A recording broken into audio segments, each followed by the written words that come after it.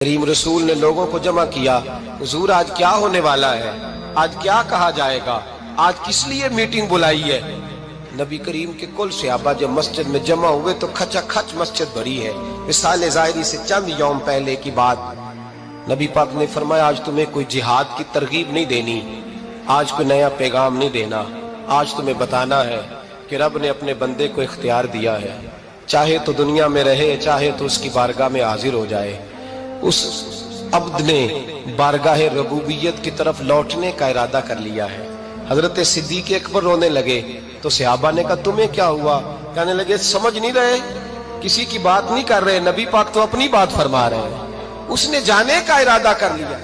سنیے میرے بھائی، محبوب پاک نے فرمایا بھائی کسی شخص کو میری طرف سے کوئی تکلیف پہنچی ہو تو بدلہ لے سکتا ہے، بدلہ لے سکتا ہے، کسی کو تکلیف پہنچی ہو۔